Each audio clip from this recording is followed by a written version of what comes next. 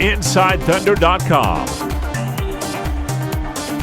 Powered by Wheeler Whitlock Insurance.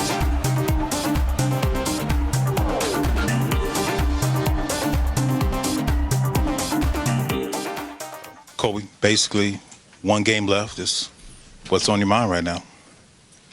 I'm not really sure. I mean, I feel really excited and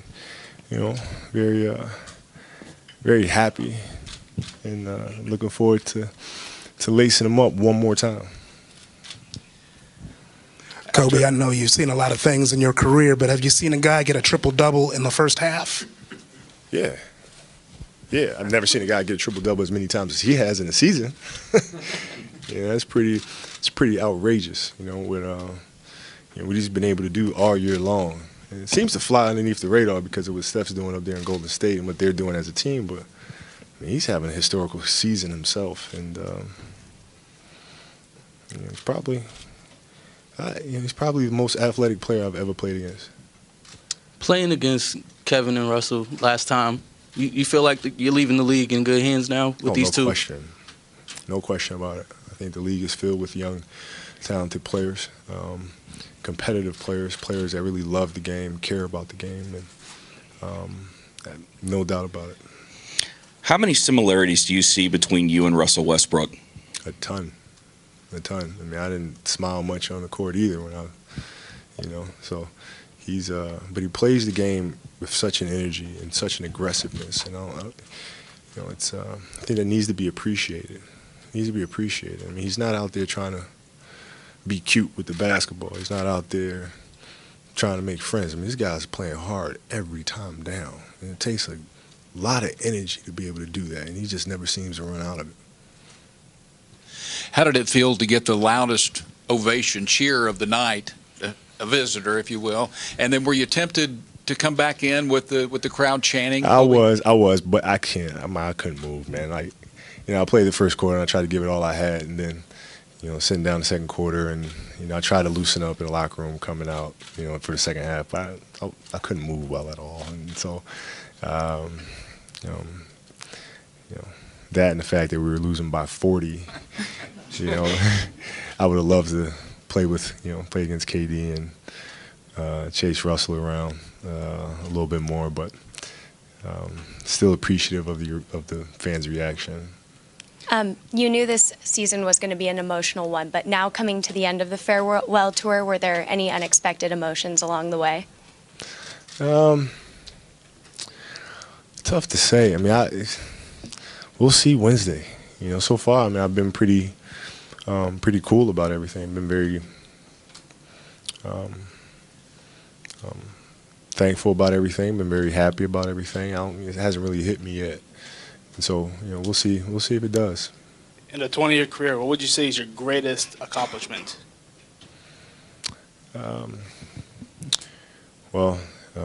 Coming back from the Achilles injury, and then fracturing my kneecap, and then coming back from that one, and then tearing my shoulder, and then here I am. Those are, it's tough to muster up the motivation to have to keep coming back from season and the injuries, man. It's very, very tough. You look back on it, what's your biggest regret? Biggest regret? I don't know. Regret's a tough one. Inevitably you're bound to have regrets no matter what decisions you make. So if I'm able to go back and change things that I'm regretful for, I'd be sitting here today being regretful about something else. And so that's a long-winded way of saying things are the way they are for a reason, and that's gotten me here to this point today.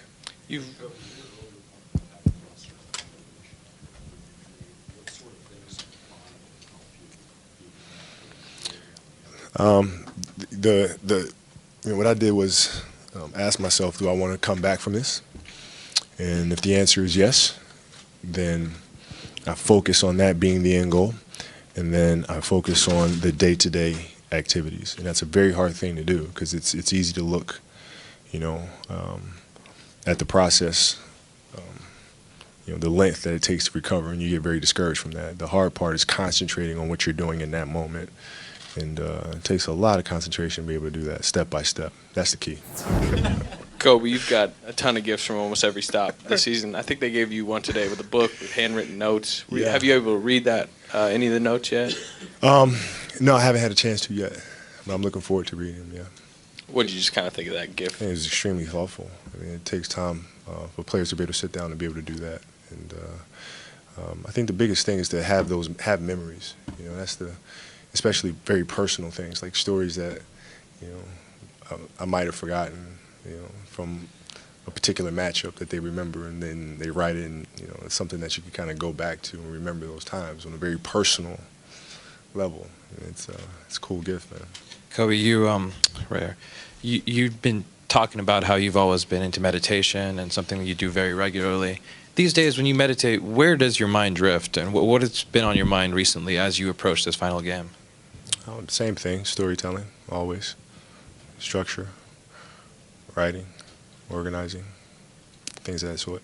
Is it mainly all basketball related, or is it something beyond that at this point? No, it's not just basketball related. I think there's, you know, it's sports related, sure, but I think there's, you know, I spend most of my time thinking of the connectivity that sports has to everything that surrounds us.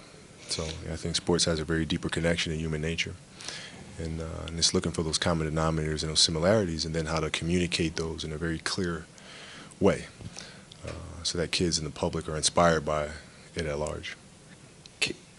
Kevin Durant tonight, he passed the streak you actually had in 2006, I believe, of 64 straight 20-plus point games. Since you're one of the only guys to do it, just how tough is that, and what does that say about it? Honestly, man, I don't even remember doing it. It's like so long ago, you know, but it's he's such a fantastic player, man. I mean, he has no flaws in his game. I mean, you know, when he first came in the league, he eliminated the weaknesses that he had. He'd pull up, being able to pull up going right, be able to pull up going left. I mean, he's eliminated all of that stuff. I mean, he can do, there's literally nothing he can do, nothing he can't do offensively. So, man, I don't see that streak stopping anytime soon. Story came out today with Players Tribune about J.R. Ryder and you guys in practice going up against each other one-on-one. Looks like you remember what I'm talking about. What do you remember about that time? And in that story, you smoked him. Who beat you in one-on-one if it ever happened in practice? No one. I'm not trying to be like, you know, but I mean, that's what I do. You know what I mean? So if there's going to be a player that beat me, retired for, you know, on that last shot in Utah in '98, that's about it. The story goes with that players were just lining up, putting chairs out, bringing the popcorn, just ready for those one-on-ones. It was bad. It was bad. He tried me. He tried me, and, you know, it didn't work out too well for him. It was bad. It was bad. You ever think about, you know, yeah, you see all the talent now. Do you ever think about, you know, actually playing, like telling them basically, hey, look, if you would have played me back in the day, you wouldn't be doing what you're doing right now? It seemed like, no? No. I mean, I think it's, you know, I think that's just it's pointless trash talking. You know what I mean? There's nothing that can be proven from that sort of stuff. I mean, it's more like, you know, helping this generation be better. I mean, there's nothing to be gained from that. What do you know? So no, I don't do that. Kobe's pretty stellar career, 20 years. How much more does it mean that you got to do it in a Laker uniform? It means everything. You know, I grew up a diehard Laker fan, and so like it's like a dream come true for a kid to grow up, play for his favorite team, and play there for 20 years. His entire career, I've seen the city grow, I've seen the city develop, and vice versa. You know, there's no place I'd rather end my career.